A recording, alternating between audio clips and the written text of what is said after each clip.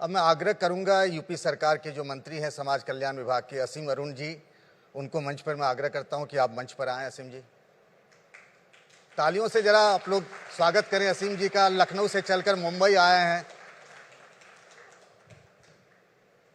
Sir नमस्कार। आइए। और मैं साथ ही बुलाना चाहूंगा संजय पुगलिया जी को। संजय सर आइए, स्वागत करें असीम जी का।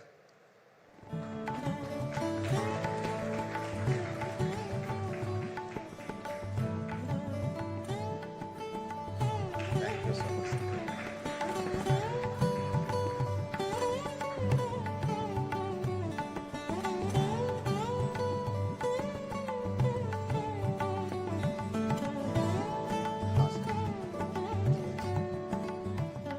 दिव्य ज्योति जागृति संस्थान के स्वामी विशालानंद जी हैं। आइए सर, आपका भी स्वागत है।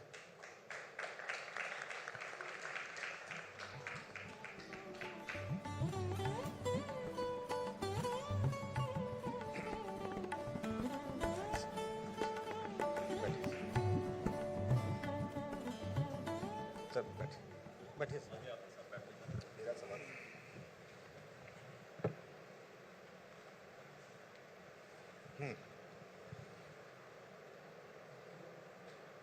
भारतीय परंपरा के चिंतन की एक उच्च शैली रही है जिसमें 4 तत्वों पर जोर दिया गया है।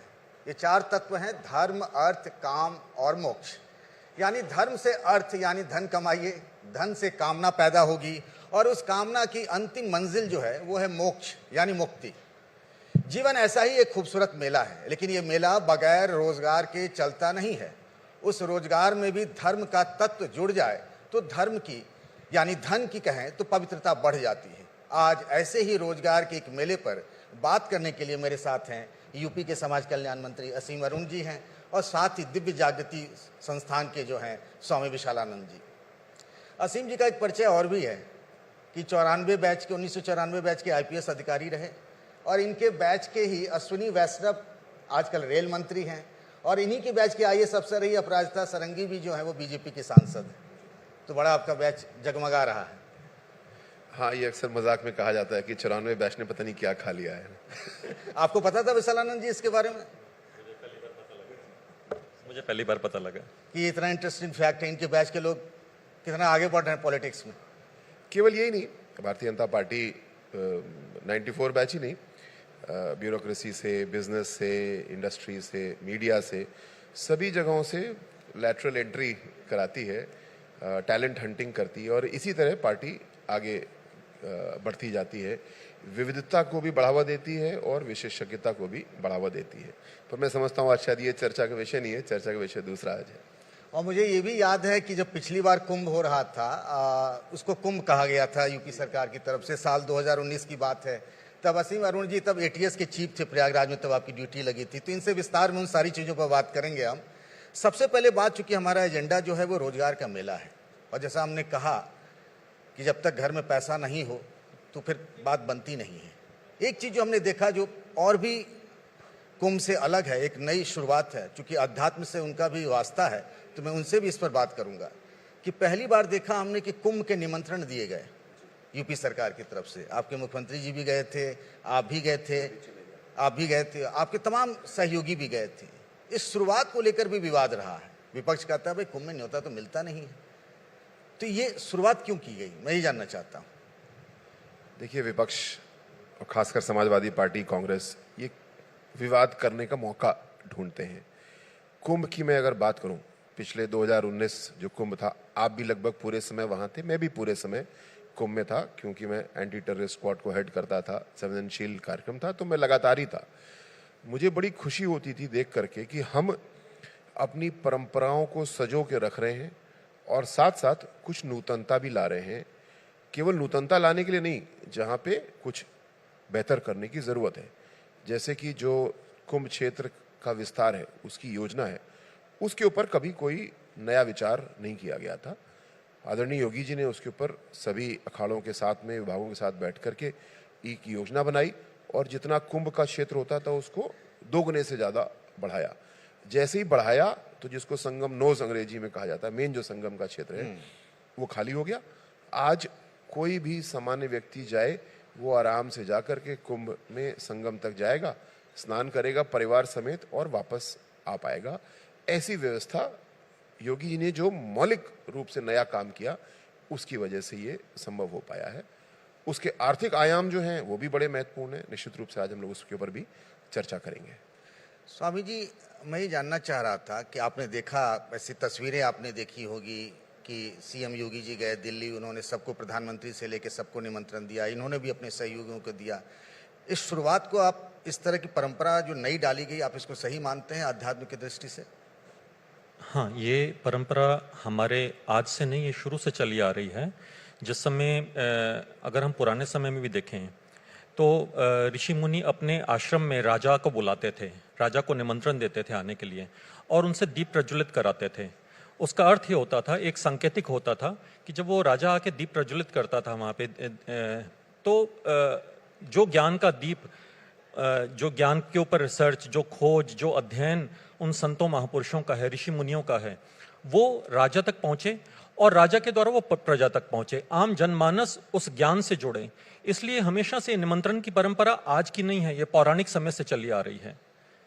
अगर आप रामचरितमानस में देखें, विश्वामित्र जी गए, गुरु वशिष्ठ गए, तो वो अपने आश्रम में बुलाते थे राजाओं को। तो ये परंपरा शुरू से चली आ रही है और करना भी चाहिए। देखिए, कुंभ का जो मेन मकसद है वो ये होता था, कुंभ आदि शंकराचार्य जी ने इसे एक औपचारिक रूप दिया, उससे पहले औपचारिकता नहीं थी उसमें। और जिस समय संस्कृति का बहुत विघटन हो रहा था, संस्कृति नीचे की ओर जा रही थी, हमारा सनातन धर्म की लोग अध्ययन करना छोड़ रहे थे, तो शंकराचार्य जी ने पहले 4 पीठ बनाई, शंकर पीठ बनाई, जहाँ पे चारों को एक एक वेद का जिम्मेवारी दी गई कि आप इसका अध्ययन करें, इस पे खोज करें, इसकी गहराई में उतरें, इसके ज्ञान के तत्व को समझें, जानें। और उसके बाद अखाड़े बनाए गए कि जो लोग, क्योंकि बहुत उस समय अगर आप देखें, इतिहास देखें तो बहुत अहिंसा बहुत हो गया था और आक्रांताओं का बहुत ज्यादा आना हो गया था भारत की ओर। तो आदि शंकराचार्य जी ने फिर उनको कहा कि अब तुम्हें शस्त्र के अखाड़े भी बनाने हैं और शास्त्र के अखाड़े भी बनाने हैं। तो ये जो अखाड़े थे, ये शस्त्र के अखाड़े और शास्त्र के अखाड़े थे। तो इसमें जो मंथन होता था, जो चिंतन होता था, उससे आम व्यक्ति कैसे जुड़ सके। तो स्वामी जी, मैंने जो पहला सवाल था कि कुंभ का निमंत्रण, आप इसको आध्यात्मिक रूप से आप इसको सही मानते हैं? जी।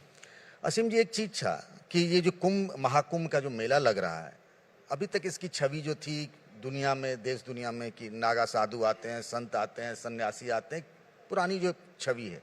अब एक बहुत बड़ा मौका भी है, जैसा प्रधानमंत्री नरेंद्र मोदी जी ने कहा कि भाई ये डिजिटल कुंभ, दिव्य, भव्य और डिजिटल, इसके बहाने एक रोजगार सृजन की भी बात होती है कि कितने लोगों को इससे एम्प्लॉयमेंट जनरेशन होगा।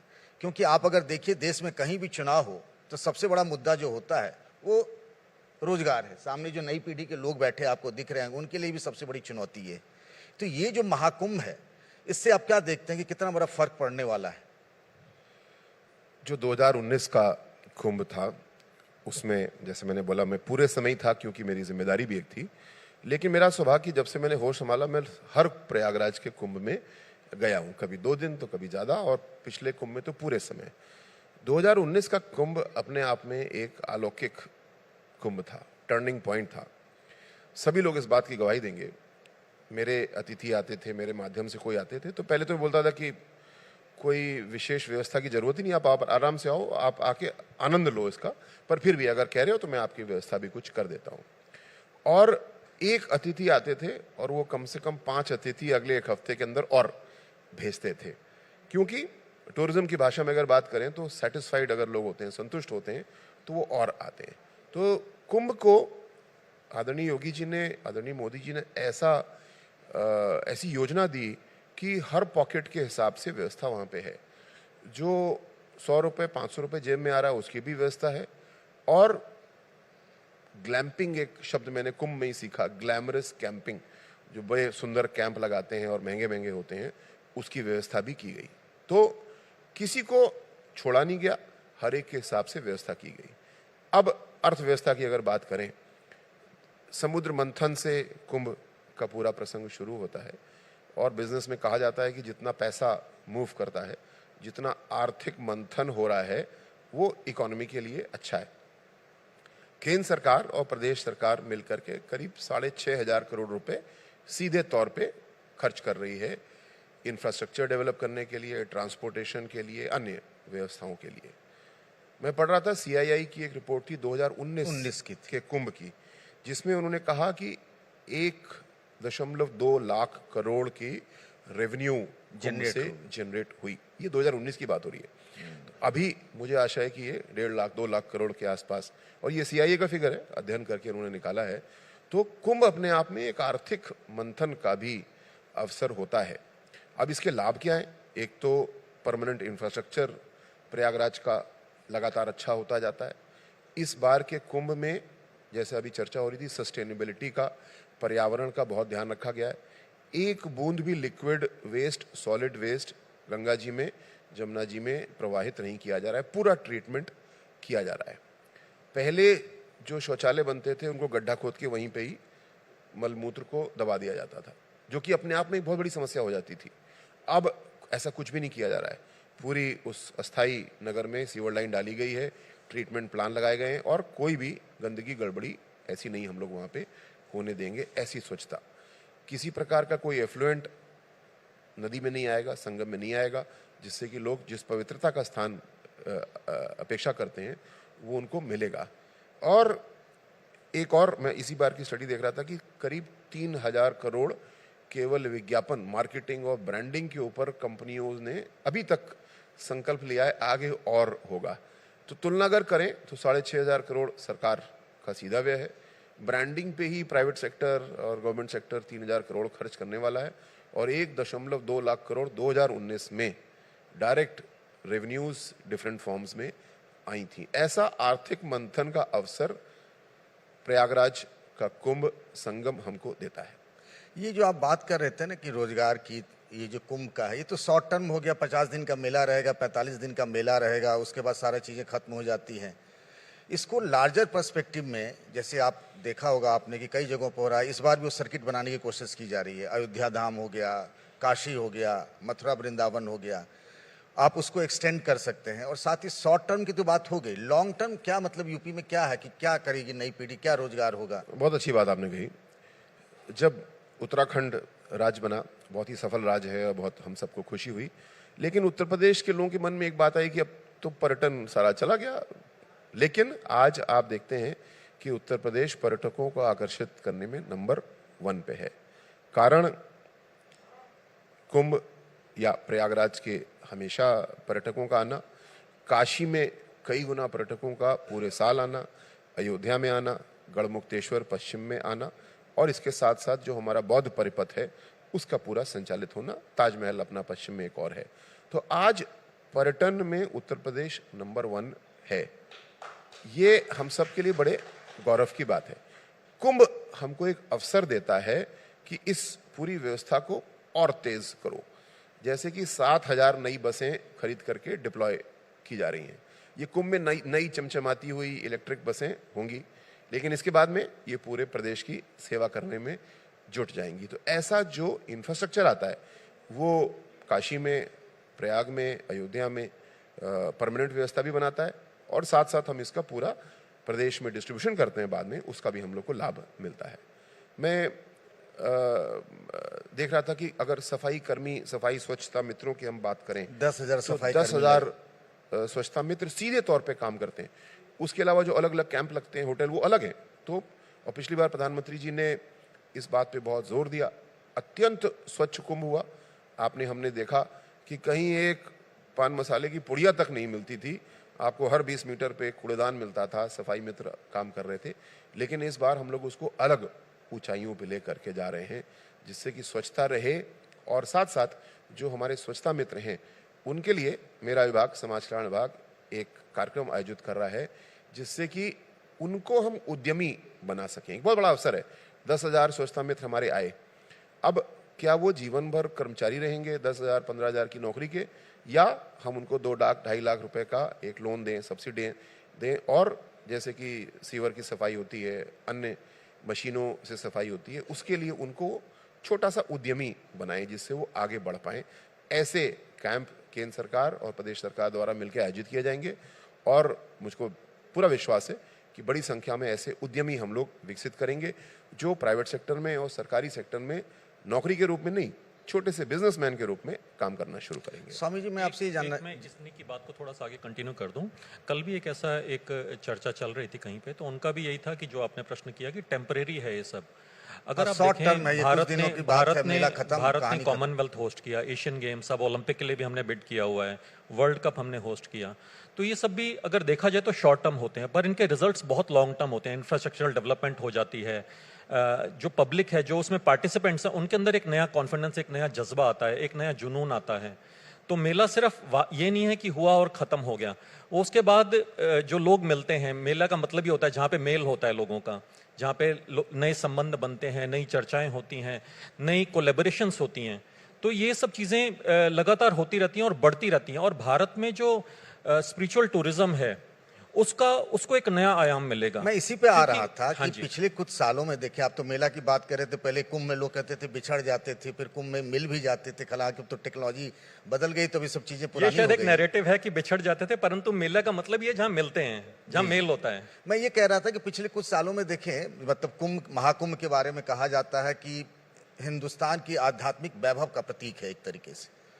उस महाकुंभ की अगर हम बात करें तो पिछले कुछ सालों में अध्यात्म से जुड़ा हुआ कारोबार बहुत बड़ा है।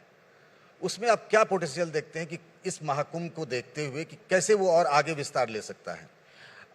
आप इसे कारोबार कहेंगे, मैं कहूँगा ये हमारी संस्कृति है। हमारे जहाँ धर्म आता है हम उसके साथ अर्थ लगाते हैं। अब ये जो कई संत बड़े महात्मा वहाँ जाएंगे, टेंट लगाएंगे, उसमें से कई भाड़े पे देंगे, कई लोग कथा वाचन करेंगे, ये सब तो कारोबार ही, बिजनेस ही है। ये सब टूरिज्म का हिस्सा है। और इसको अगर अलग पर्सपेक्टिव से देखा जाए, मैं कहता हूं अगर आप अपनी संस्कृति को खोल कर देखें, पीछे झांक कर देखें, हमारे कोई भी देवी देवता आपको फटे कपड़ों में नहीं दिखेंगे, वह हीरे जवाहरात से लदे हुए हैं। तो ये तो हमारी इकोनॉमी है, हमारी भारत की अर्थव्यवस्था है, वो सोने चांदी में ही खेलती है। हम ऐसे नहीं सोने की चिड़िया कहलाते थे। हमारे देवी देवता भी सोना चांदी पहन के रहते हैं, हीरे जवाहरात पहने रहते हैं। तो ये हमारे यहाँ कुछ अलग नहीं है। परंतु जहां हमारे शास्त्रों में ये लिखा गया कि धन का त्याग, जहां लिखा गया कस्य स्विद् धनम, कि ये धन किसका है, अगर अपने वेदों की शुरुआत करते हैं, ईशावास्य उपनिषद है जो वेदों से लिया गया है, पहला उपनिषद है, उसकी पहला श्लोक है ईशावास्यमिदं सर्वम यत्किंच जगत्याम जगत तेन तक्तेन भुंजिता। अगर सब जगह ईश्वर विद्यमान है तो तेन तक्तेन भुंजिता, संसार को त्याग पूर्ण भाव से भोगो, माँ गृध कस्य स्विद् धनम, ये धन किसका हुआ है। और उसी में वैदिक ऋषि ने जवाब दिया क अस्य स्विद् धनम, क अर्थात ईश्वर। हमारी वर्णमाला में क ईश्वर को संबोधित करता है। तो क अस्य स्विद् धनम, the resources belong to God, the resources belong to almighty. तो अगर आप राजनीतिक लोगों को देखेंगे, वो कहते थे संसाधनों पे पहला अधिकार किसी और का है, पर हमारे वेद कहते हैं संसाधनों पे पहला और आखिरी अधिकार सिर्फ ईश्वर का है। और जो संसाधन ईश्वर के कार्य में लग जाएं, क्योंकि जो भारत की जो परंपरा है, अभी पहले ऋषि जी और ये बैठे हुए थे हमारे से पहले वाले पैनल में, उन्होंने ये बात कही कि भारत में खनन दोहन करना प्रकृति का, ये भारत की संस्कृति नहीं है, ये भारत की परंपरा नहीं है। ये हमने बाहर से देख के जिसको सो कॉल्ड प्रोग्रेसिवनेस बनाया, जिसमें पॉल्यूशन बढ़ा, जिसमें ये बढ़ा। भारत की परंपरा है नेचर से निकाल के नेचर्स में ही तेरा तुझको अर्पण क्या लागे मेरा, ये भारत की परंपरा है। तो इसमें जितनी भी चीजें होती हैं, लोगों को रोजगार से जोड़ के हम रोजगार की बात कैसे कर सकते हैं? हाँ जी, इस परंपरा से जोड़ते हुए हम अपने रोजगार बढ़ाएं। महाकुंभ एक आईना है, इसके सहारे इसको और आगे कैसे ले जा सकते हैं? बिल्कुल। इससे देखिए कितने लोगों को रोजगार मिल रहा है, कितना टूरिज्म बढ़ रहा है। और सिर्फ भारतवर्ष से नहीं, सिर्फ इस 45 दिन के कार्यक्रम के लिए 13,000 नई ट्रेन जो पूरे देश में जाल बिछाया। आप सोचिए सिस्टम कितना एडवांस सिस्टम, कितना टेक्नोलॉजी का। जब आपने डिजिटल कुंभ कहा, तो डिजिटल कुंभ में सिर्फ कंप्यूटर नहीं है, जो टेक्नोलॉजी का पूरा एक जाल बिछाया ट्रेन सर्विसेज देने के लिए, कि 13,000 स्पेशल ट्रेन चलाई गई, पूरा नेटवर्क एक नया बिछाया गया कि एक जगह से दूसरी जगह कनेक्ट करते हुए कि लोग वहां तक पहुंच पाए। नई एयर सर्विसेज चालू की गई। रोड्स का इस समय जिन्होंने सड़कें बनाई हैं, उनका तो अग्नि परीक्षा है दिखाने के लिए कि कितनी सड़कों का जाल बिछ गया। आपने भी, आपकी सरकार ने भी, यूपी ने भी स्टेट हाईवे के वो बनाया है। तो लोग कितने पहुंच रहे हैं और कितने लोगों को डायरेक्ट और इनडायरेक्ट, आप सिर्फ कुंभ से ना देखें, जिन्होंने सड़कें बनाई, जो ट्रेन्स में एम्प्लॉयमेंट मिल रही है, जो होटल्स में एम्प्लॉयमेंट मिल रही है, जो उन होटल्स को सप्लाई चेन है, जो पूरी होटल्स की, ट्रेन्स की, एयरलाइंस की जो सप्लाई चेन है, कितने नए लोग एंगेज हो रहे हैं, कितनी एम्प्लॉयमेंट बढ़ रही है। और जब ये बढ़ती है ना, ये डेवलपमेंट जब होती है, ये खत्म नहीं होती उसके बाद, ये हमारी उसमें एड ऑन हो जाती है। आपने कहा शायद असीम जी ने कहा शायद 1.25 लाख। मैं 3 दिन पहले एक IAS एकेडमी की रिपोर्ट पढ़ रहा था, वो कर रहे थे, उन्होंने कहा 2.5 से 3 लाख करोड़ का जो है पूरा चर्निंग होने वाली है इस बार के लिए। पिछली बार के लिए था 1,20,000 करोड़ का, 2019 का था। 2019 का था। इस बार 2.5 से 3 लाख की चर्निंग 3 लाख करोड़ की चर्निंग होने वाली है। तो चर्निंग होगी तो अमृत के रूप में 25-30 हजार करोड़ तो सरकार टैक्स ले जाएगी। तो जितनी इन्वेस्टमेंट हुई है वो तो इनका निकल गया। तो असीम जी मुस्कुरा रहे हैं। ये तो प्रॉफिट में है असीम जी। तो ये सरकार इसमें टैक्सेशन में कोई रुचि नहीं है, वो तो क्योंकि जीएसटी की व्यवस्था है तो स्वतः आएगी उस चर्निंग में उसी को। लेकिन यहाँ पे ज्यादा रोचक बात यह है कि हम आप सब जब कुंभ में जाएंगे तो वो ट्रेन हो चाहे हवाई जहाज हो, कितने लोगों का व्यवसाय उससे चलेगा। जब वहाँ पे हम पहुँचेंगे तो हम ई रिक्शा में बैठेंगे, हम नाव में बैठेंगे, कहीं खाना खाएंगे, तो कितने लोगों को उससे रोजगार मिलता है। और रोजगार से ज़्यादा महत्वपूर्ण, जैसे स्वामी जी ने कहा, इसका एक सिस्टम बनता जाता है। प्रयागराज की क्षमता कुंभ के बाद भी और लोगों को आकर्षित करने की और होस्ट करने की बढ़ती आती है।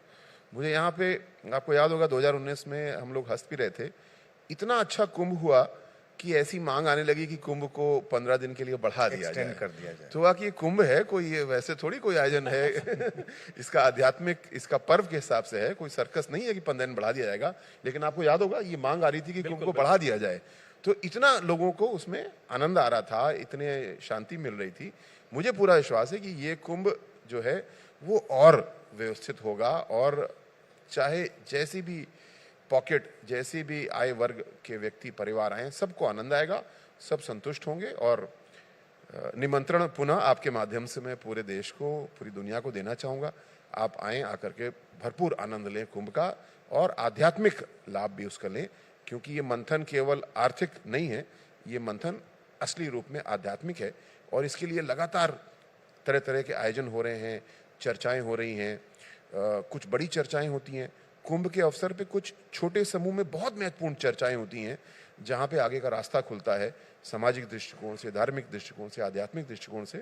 तो कुंभ तो बहुत ही विस्तृत चीज़ है। मैं और भी खुशी होती मुझे, मैं कन्नौज से विधायक हूँ। मैं भी आने वाला था उस पर जी। कन्नौज महाराजा हर्षवर्धन जी की राजधानी थी।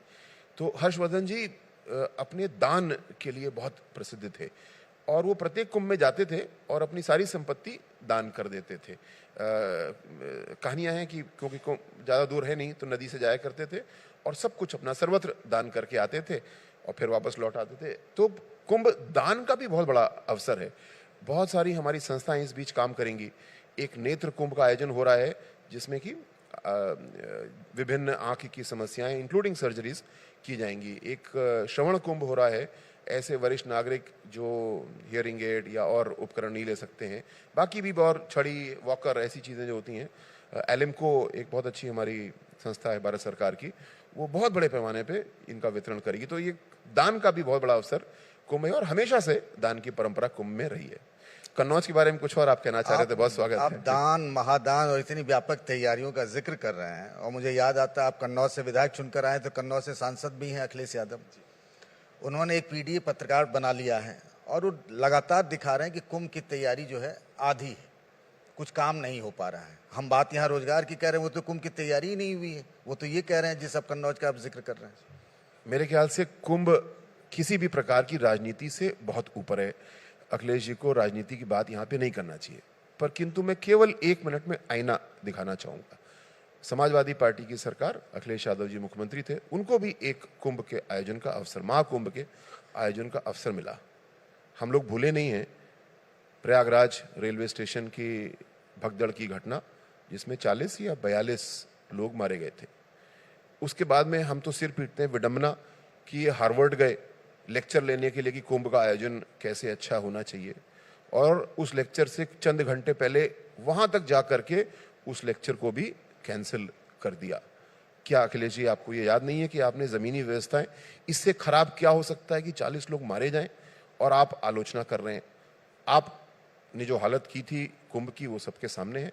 2019 में जो योगी जी ने व्यक्तिगत देख के इस कुंभ की भी बात करें तो हफ्ते में 2 बार 3 बार योगी जी स्वयं जाते हैं देखने के लिए।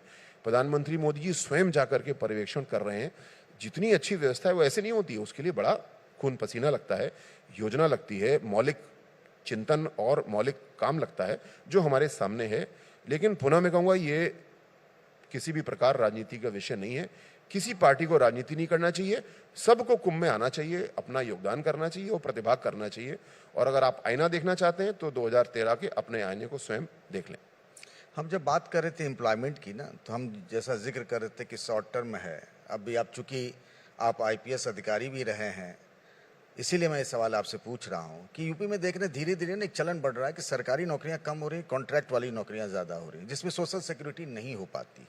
आप चूंकि समाज कल्याण विभाग के मंत्री भी हैं, क्या इस तरफ फोकस नहीं रहा? क्या फोकस है? पिछली सरकारों में एक नकल माफिया जो था वो भर्ती माफिया बन गया और पुलिस की, सिपाही की नौकरी सबको पता है, 3 लाख रुपए की बाकायदा पर्ची कटती थी और उसके बाद नाम लिखा जाता था और सिपाही की भर्ती हो जाती थी। जिन अधिकारियों ने सब किया उनके खिलाफ जांचें हुई, दंडित हुए, निलंबित हुए, सब कुछ हुआ। इस व्यवस्था से बाहर निकलते हुए जब योगी जी ने अपना सेवा काल शुरू किया, उन्होंने इस बात पे पूरी सख्ती बरती कि ये नकल नहीं होने देंगे, जो भर्तियां हैं वो पूरी ईमानदारी से होंगी। पर आपके यहाँ भर्तियों में पेपर लीक हो गया, नकल हो गया, सारे कांड जो हुए, भी बच्चों को पेपर, प्रदर्शन मैं करना उसी पड़ा। कह रहा हूं, जो भी पेपर लीक पकड़ा गया वो सरकार ने, सरकार की एजेंसी ने, डिस्ट्रिक्ट पुलिस ने, एसटीएफ ने, विजिलेंस ने स्वयं पकड़ा। कोई भी लीक ऐसा नहीं है जो कि किसी और ने बताया, हमने स्वयं पकड़ा, हमने स्वयं उसकी शुचिता का ध्यान रखा और परीक्षा को पुनः कराया। हाँ, इससे कुछ बच्चों को परेशानी हुई, लेकिन उस परेशानी से ज़्यादा महत्वपूर्ण है जो कैंडिडेट है उनके मन में विश्वास हो कि वो अपनी काबिलियत पे भर्ती हो रहे हैं, गड़बड़ी पे नहीं। अब आने वाले समय में एक योजना बना के काम चल रहा है जो आउटसोर्सिंग की नौकरियां हैं।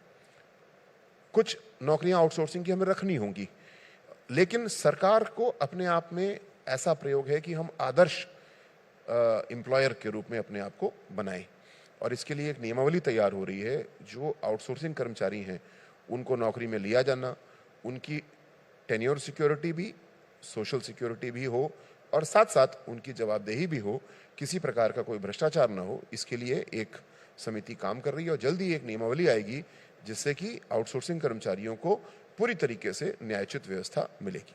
ये जो महाकुंभ है उसमें भी बहुत सारे आउटसोर्सिंग की गए हैं, मतलब क्लीनलीनेस से लेकर के बिजली, मेडिकल, सब में ये आउटसोर्सिंग को लेकर के विपक्ष का नैरेटिव रहता है ना कि उसमें जो ओबीसी और एससी समाज के लोग हैं, एसटी समाज के लोग हैं, उनको उनका आरक्षण नहीं मिल पाता है। एक बड़ा मुद्दा बन रहा है कई जगहों पर, आपने भी देखा होगा, यूपी में भी है।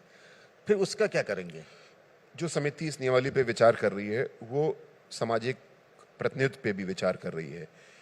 यद्यपि आउटसोर्सिंग की अगर देखें तो, क्योंकि आउटसोर्सिंग पे जिसको लिया जाता है उनसे नहीं पूछा जाता कि आपकी जाति या वर्ग क्या है, तो वो आंकड़ा उपलब्ध नहीं है। कुछ अध्ययन बोलते हैं कि प्रतिनिधित्व है पर्याप्त, पर हम उससे आगे बढ़ के काम करें। जैसे मैंने बोला, सरकार को एक आदर्श एम्प्लॉयर के रूप में अपने आप को विकसित करना है। जो व्यवस्थाएं हैं बेहतर हैं, लेकिन हम हमेशा चिंतित रहते हैं कि इसको और अच्छे कैसे किया जाए। जैसे कि 8 घंटे की ड्यूटी निर्धारित है तो 8 घंटे का ही काम लेना है। 4 दिन का साप्ताहिक पेड अवकाश मिलना है तो कोई वंचित तो नहीं हो रहा है। इसके लिए एक नियमावली बना करके, एक ऐसा सॉफ्टवेयर बना के, प्रणाली बना के, जिससे कि एक एक कर्मचारी को आउटसोर्सिंग का हो, चाहे नियमित हो, चाहे संविदा के पूर्व कर्मचारी हो, सबको पूरी तरीके से न्यायोचित व्यवस्था मिले। लेकिन साथ साथ ये भी कोई मुफ्त की तनख्वाह ना ले रहा हो, कोई भ्रष्टाचार ना हो रहा हो। एक ऐसी आदर्श व्यवस्था की ओर सतत प्रयास है कि हम लोग बढ़ें और इस कुंभ में मैं समझता हूँ करीब 6 लाख लोगों को सीधे तौर पे इसमें अपना योगदान करने का मौका मिलेगा, रोजगार कमाने का मौका मिलेगा। अब इन 6 लाख के आगे इतने परिवार हो गए, जब जैसा आर्थिक मंथन होता है, एक पॉकेट से दूसरे पॉकेट में पैसा आता है तो अर्थव्यवस्था और तेज होती है। और मुझे पूरा विश्वास है कि उत्तर प्रदेश के लिए, पूरे भारत के लिए ये अर्थव्यवस्था को बहुत तेज करने का, एक इकोनॉमिक इम्पेटस देने का एक बहुत अच्छा मौका है। अभी जो हम बात कर रहे थे, चूंकि आप खुद आईपीएस रहे हैं, तो मैं डेटा देख रहा हूं जो लोकसभा में एक सवाल के जवाब में केंद्र सरकार की तरफ से कहा गया था। हम लोग अभी मुंबई में बैठे हैं और कृपा भाई भी गृह राज्य मंत्री रहे हैं। महाराष्ट्र में देखें तो 1 लाख पर 175 पुलिस के जवान रहे। यूपी की बात करें तो 133 है। तो सरकारी नौकरी तो बची हुई है। तो हम उधर क्यों नहीं जाती सरकार? सरकार का बहुत ध्यान इसकी ओर भी है। जैसे कि इस समय पुलिस कांस्टेबल की भर्ती की प्रक्रिया चल रही है, लिखित परीक्षा हो चुकी, पूरी शुचितापूर्ण तरीके से हुई है, जो हाइट आदि नापने का काम होता है वो चल रहा है, और अभी इसके बाद में दौड़ होगी, और मैं समझता हूँ शायद 60,000 के लगभग इस समय पुलिस की भर्तियां हो रही हैं, आगे और भर्तियां भी होंगी। योगी जी ने इस पर बहुत ध्यान दिया और उन्होंने सब डिपार्टमेंट से, एक टेक्निकल वर्ड है अधियाचन बोलते हैं, यानी किसको कितनी भर्ती करानी है, वो हर एक से मांगा और कहा कि आपकी जितनी भी रिक्तियां हैं नियमित पदों की उनको दीजिए, जिससे कि अगले 1 साल में प्रक्रियाओं को पूरा करके हम लोग भर्ती करें।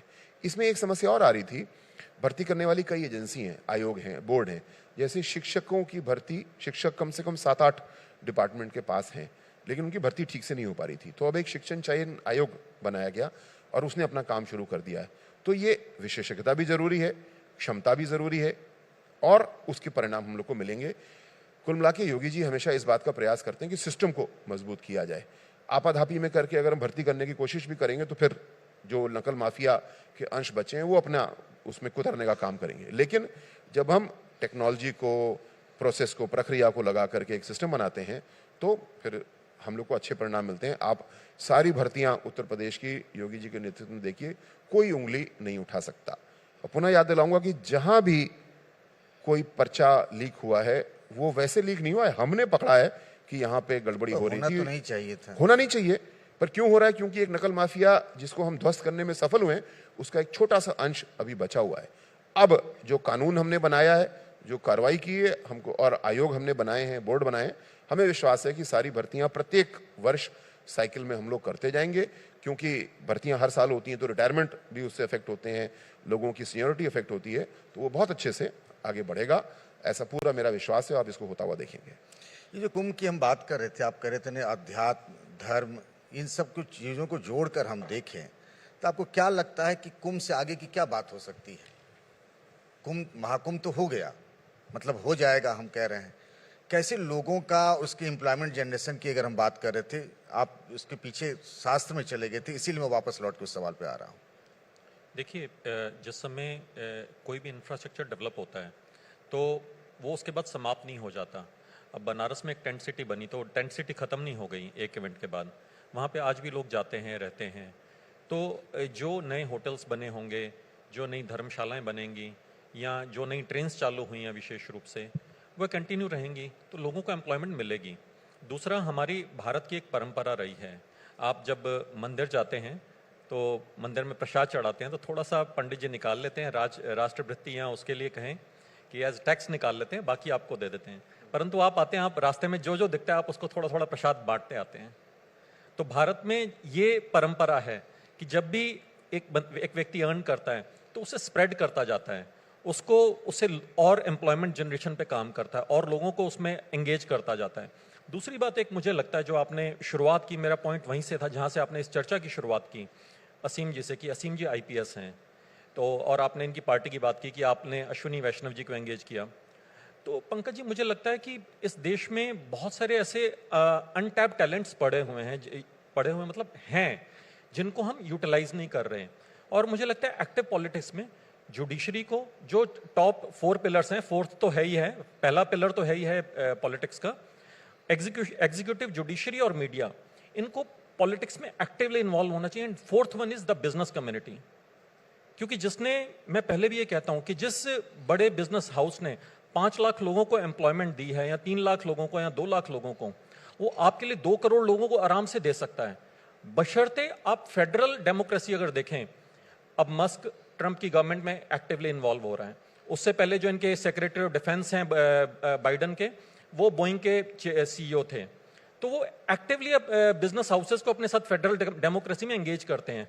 हमारे यहाँ एंगेज नहीं किया जाता, हमारे यहाँ उनका नाम लेके संसद की कार्रवाई रोक दी जाती है, अपोजिशन का कार्रवाई रोक देती है, चाहे कोई भी पार्टी सत्ता में रहे, मैं निष्पक्ष होकर इस बात को कहूंगा। तो मुझे लगता है उनका नाम लेके कार्रवाई को रोकना है, उनके पीछे किसी संस्था को लगा देना कि इनकी जर कसो, उनको और ईज ऑफ डूइंग बिजनेस करके, बल्कि उनको अपने साथ लगाओ, help us to engage, give employment to more people. तो जिनके पास ये जिसका काज उसी को साजे, मुझे लगता है नेताओं का ये काम नहीं है कि वो काम करें, जिसका वो काम है एम्प्लॉयमेंट जनरेशन का, ये हमें उससे देना चाहिए। और जब सधे हुए हाथों में ये सेवा जाएगी, वो उसे सेवा भाव से शायद मल्टीप्लाई कर देंगे, कई 100x तक ले जा सकते हैं उसको। 2 लाख से 2 करोड़ पहुंचना उनके लिए बड़ी बात नहीं है, बट उनके लिए रास्ते खुले होने चाहिए। ये जो असीम जी डिजिटल कुंभ महाकुंभ कहा जा रहा है, उसके मन में कंसेप्शन ये बन रहा है कि डिजिटल आने की वजह से लोगों को काम मिलना कम हो जाएगा। आप देखिए पूरा सिस्टम बदल गया है। जो आप ट्रांजैक्शन करते हैं, पैसा देते हैं, पेटीएम और तमाम चीज़ें ऐसी आ गई हैं आपको। तो एक ये कहा जा रहा है, जो प्रधानमंत्री का फोकस है, तो एक बात उठकर आ रही है कि इससे लोगों के पास काम करने के मौके और अवसर कम हो जाएंगे। क्या आप कह रहे हैं इसके बारे में? जैसे मैंने बताया, मैं पिछले कुंभ में पूरे समय था और मैं एटीएस में था, तो मैं सादे वस्त्रों में घूमता रहता था, देखता था कहीं कोई खतरा तो नहीं है, लेकिन साथ साथ और भी चीज़ें दिखती थी।